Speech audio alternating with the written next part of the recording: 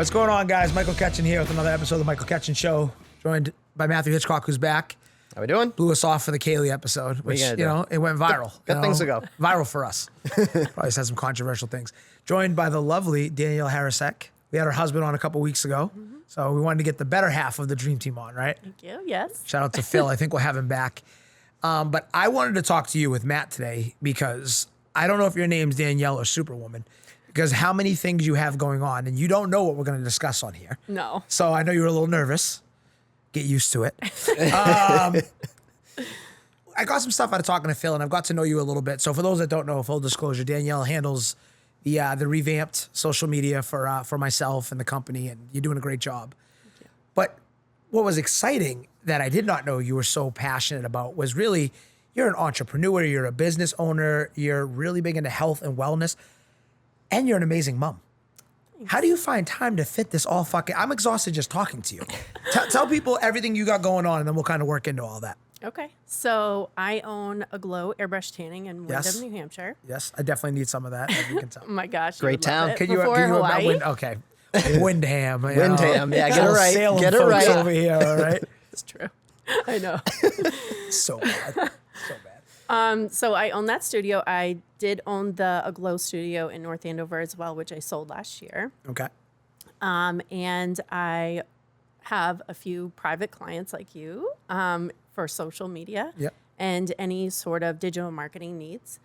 I am a mom to a toddler, and I'm a wife. And what else do I do? You're also big on health. Like I keep peeling back the layers of just everything that Danielle's got going on, which is wait, I forgot one more. I'm a real estate investor. You are a real estate investor. That's right, because you have the Airbnb down in Florida, right? Yes. That's actually, that was the first time I met Phil. He wanted to talk a little real estate, and I think he was more just tell me that this is going to work. Tell me that this is going to work. Yeah. So how do you keep all that together? What does all that look like? What led you to all of these many ventures?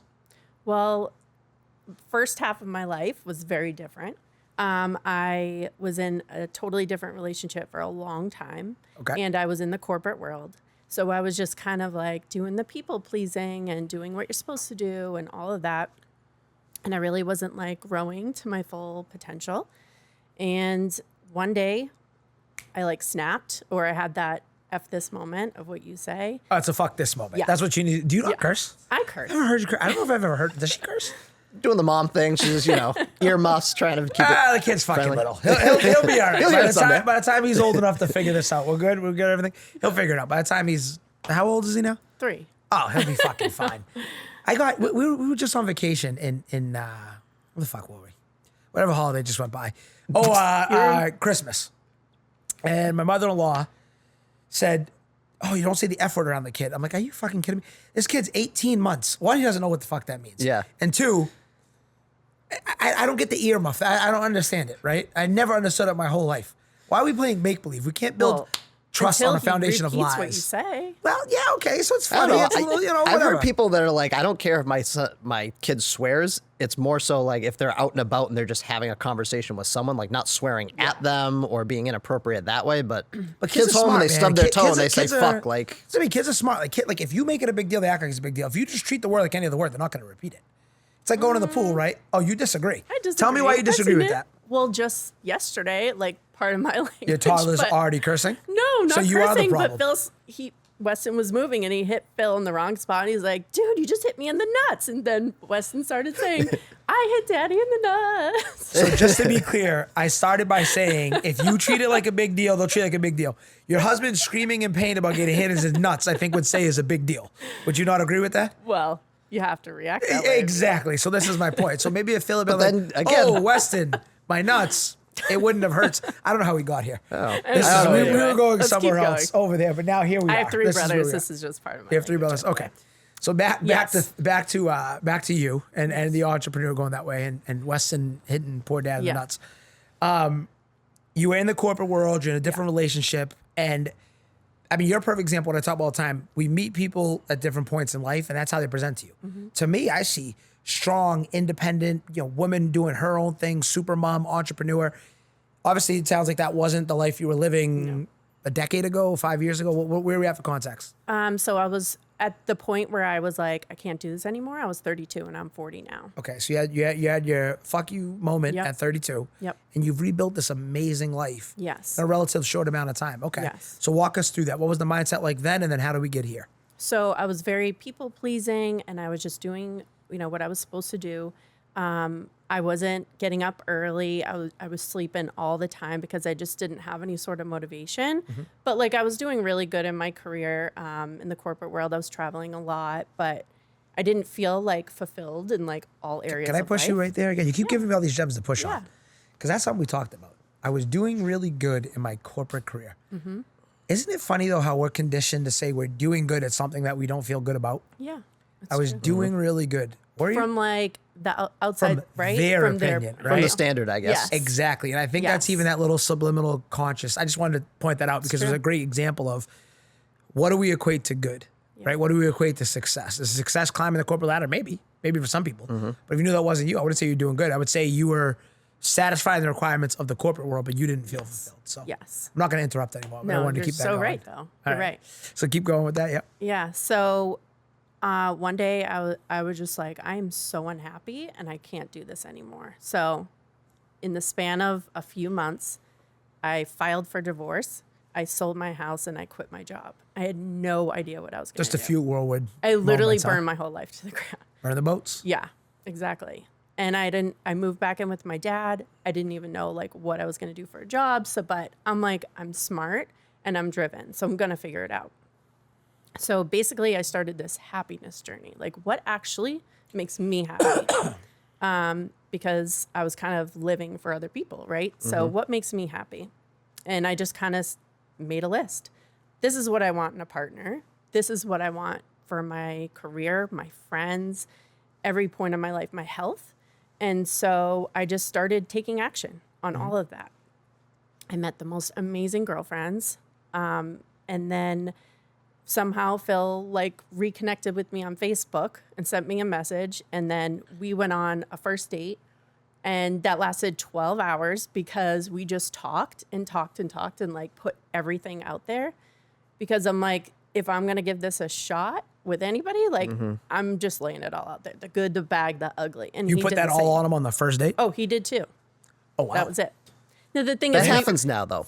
Does it really? I've Yeah, been out the game. depends. I'm If a you- fucking dinosaur. If I've you're been out the trying to game look so for like long. the next chapter of your life, there's no reason to kick tires around. yeah.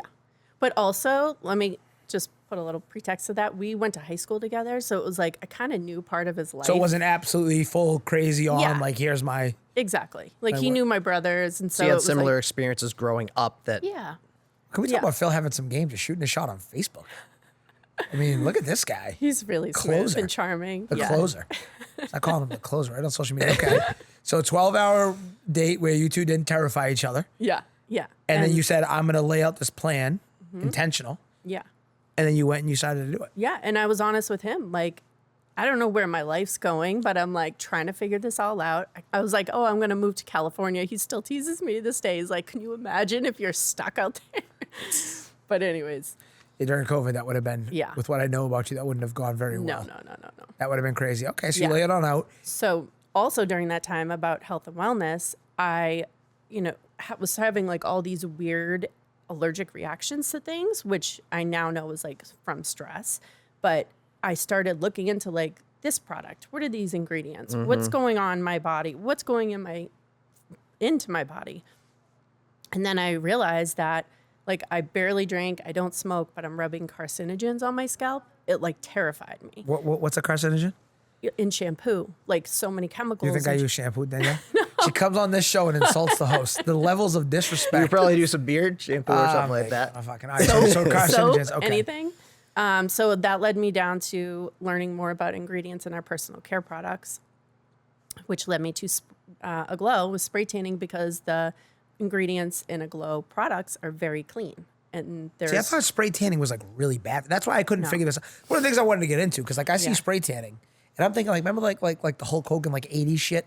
Well, I'm sure that Like, spray tanning like was Miami not Beach, good. you know what I mean? And I'm like, how the hell is I said this to Hannah the other day. I'm like, how is Danielle so healthy about everything, but she spray tans? no. So Not AGLOW. So walk me through this. So AGLOW is a healthy spray tan. Yes. So it's basically food based, a lot of water, and then it's like a berry that and DHA that gives us that color. But a lot of other spray tanning solutions have synthetic ingredients like fragrance and dyes and stuff like that. So this is a very clean option. That makes, Yeah. now knowing you, that makes, I assumed it was something like that, but I could not for the life of me figure it out. Does yours last as long as like a traditional toxic, if you will? Yeah. Tanning So place, 7 or- to 10 days because your skin cells turn over anyways. So like that's why it does that's why it will start to break down anyway. So you, yeah, because you're gonna get Matt. Well, Matt's Italian. Matt tans naturally. He doesn't need. Well, all I the mean, I used to do that like back in the day, like high school That's and what I'm stuff saying, like I that. go in But there. I don't know Well, now you about can get now. a fucking AGLOW. Yeah. Good. Right in Go your in there and get all backyard. the natural. You and Amy. It's surprising. Maybe before like a nice trip Yeah. to like Europe or something like that, get that base. Base layer. All right. So, man, I got a lot to unpack there. The question I want to ask, though, because I was excited to ask you about this too. You've sold one of these branches. What was it like? So you're 32 years old. Your life is all over the map. You become an entrepreneur, a business. Had you owned any businesses before this? No, but I was always like had that entrepreneurial spirit where Yeah. I was like trying different things, selling. I was making jewelry and selling it. I would So go. I think you could hustle at. Oh yeah, I was a little hustler. Yeah. Yeah. Isn't that funny how that comes out of us? What was it like selling a business? It Are was. you under an NDA? Are you allowed to talk about No, this? I can talk. I probably won't give a lot of like financial details. No. but Just yeah. more the because everybody. The reason I ask this is everybody always thinks. I think some of the fear that holds people back. I know some of the fear that holds people back is everyone's so afraid of the unknowns, and it's like it's really not that scary. It's really the old adage: how do you eat an elephant? One bite at a time, right? So you've taken one of these businesses full cycle. Yeah. So you can speak to the whole process. So obviously you got the scary start and all that, but a lot of people talk about that. What a lot of people don't talk about, I find, is how to successfully exit a business. You've done that. What was that like?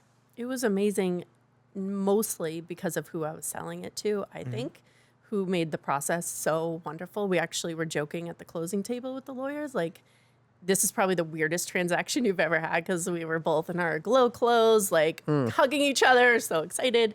So I sold to my manager, who I trained for an entire year. Like she had an NDA, right? And we worked together so closely so that I could set her up for amazing success when she took over. And I wanted to make sure my team really respected her and wanted to continue to work for her because that's the biggest thing. Like when people sell a business, the team could leave Yeah. because I don't feel like it's the same culture. So it was very important to me that I upheld that Yeah. during the through it. transaction. Was there any emotional element to it when you sold it? Like, were you super happy about selling it? Were you depressed a little bit? Like, where were So you at? Interesting for you to ask that. Of course, I was really excited, but I took a nosedive and felt like a little on the depressed side, right? And I actually started reading this book called The Gap and the Gain. Oh, that's a Have you heard great. of it? That's a great book. And I Yeah. realized I was totally in the gap of like, what's the next thing? And I wasn't looking at the gain of, I just sold a business in under 5 years. Yeah. And now I'm like much better. But yeah, it was a weird so that moment. that book, the guy who writes that book, is it Dan Sullivan and I don't remember the other one. Benjamin Hardy. They wrote 10x. I'll Yes. take it over. 10x is easier than 2x. Yes. And I hadn't read The Gap and the Gain until I read 10x is easier than 2x. And I was telling you guys all about that. And it is interesting. I find myself falling into it because a lot of times I'm like, oh my God, we're not here yet. We're not doing Yes. this yet. And it's like, well, we say all the time, I would have killed to have the problems 5 years ago that I have today. Absolutely. And I think maybe another member of Commonwealth Collective should Stop that and book smell the sometimes. roses type Well, situation? It's an interesting. Is it ever enough? It's never enough. Yeah. And if you're always chasing it that way, you're never enjoying what you have. So you got a little depressed. What came after that? What was next? Well, so I had the Windham studio. So like I really just laid my focus on that. Yeah. Because I really want to create that community again. And one of my business mentors was like, this is your challenge. You got to do it again. Do it twice. Most people can't even do it once. Do it twice. And that really gave me the motivation to like Yeah. get back into it. It's awesome. That's in Windham, so very fancy. Yeah. With all that going. So how does that lead to the real estate investing, the social media? I mean, you've got 8,000 things on your plate going right now. How the hell do Yeah. you balance all this? Delegating and taking support. Like, you know, it's when my mom says she wants to take my son, like, great. Like, that's huge. But it's really cultivating teams and support groups that can help me in the ways that I need to. So important. Are you excited, given all the health stuff? I know me and Matt are pretty excited, but are you excited to have RFK coming in? I have my MAHA Moms Club shirt ready to go. I'm so excited. I thought about getting a hat. Should we like link in the show? Like, should we get like MAHA Moms like t-shirts? Yes. We'll link them in the Yes. profile. Is that actually like a movement of some kind? I mean, yeah, it's like the crunchy moms where like we're questioning the vaccines. We're questioning, you know, what the pediatricians are telling us, I saw a meme over the weekend. I was like, me and Matt share way too much stuff with each other on Instagram. And I can always tell when Amy's falling asleep because I'll start getting like 100 at once. So the meme was like, the same people freaking out about raw milk are advocating for Ozempic. Like that just told me, like I haven't done what we talked about before on here, the raw milk thing. Like, I'm terrified to try it because I just think of like the fucking like chunky, like Curdled. Yeah, have you tried raw milk? I haven't tried it yet. Yeah, so I'm nervous about that one. I want to find the right one, Yes, the right cow. but when they said like, go do Ozempic, but oh by the way, don't touch raw milk, I was like, that tells me all I need to know. Yeah. Like you're crazy.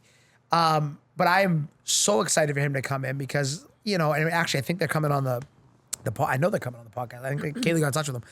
We're bringing on Dreamers Ranch from Windham. Are you familiar with them at all or what they do? Perfect. So yeah, it's an episode. So I was Matt just found organizing them. my the meat the other day. Yep. So Matt found them in Windham. Yeah. We bought a half a cow, a quarter cow. We bought a half a cow and then we split that. Bought So a you half got a a cow. quarter, I got a quarter. They're a regenerative farm. So if anybody doesn't know about that, definitely read up on regenerative farming, clean eating.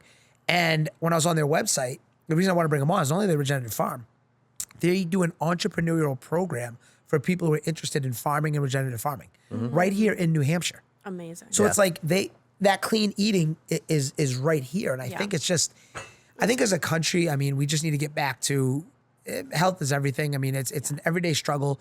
We're in, I mean, what do you think the problem is with obesity and the health issues in this country, in your opinion? Oh, in my opinion, I don't know. I don't want You to think it's like the sugar and everything? Or?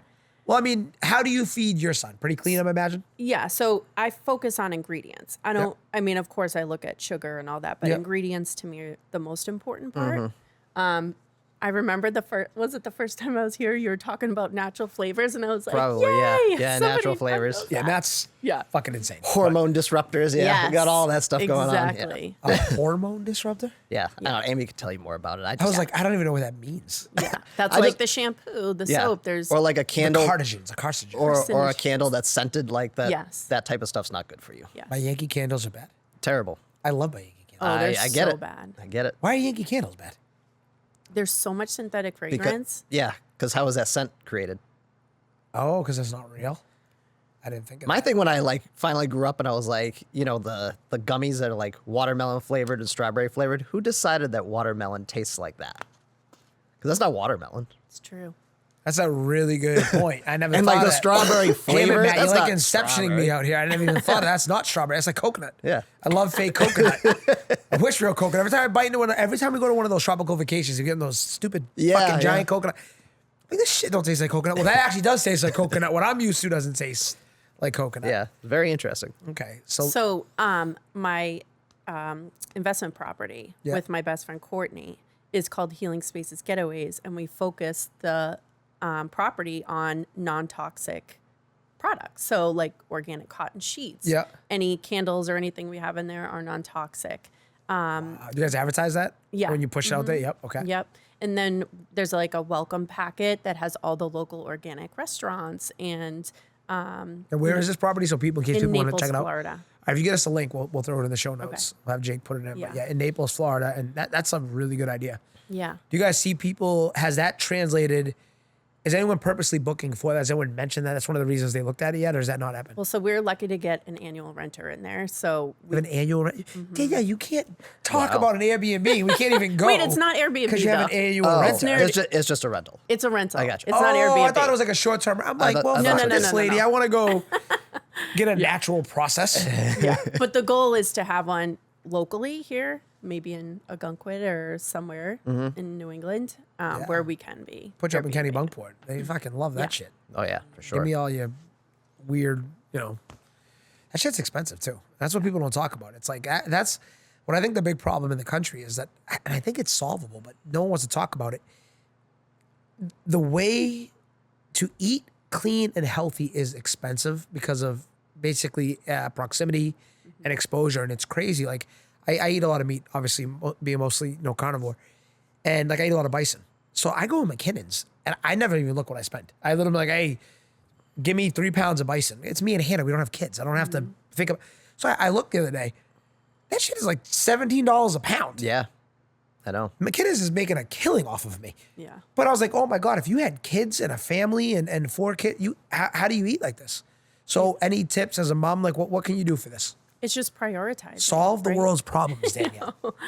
It's just you make it a priority. Like that's a priority in our budget.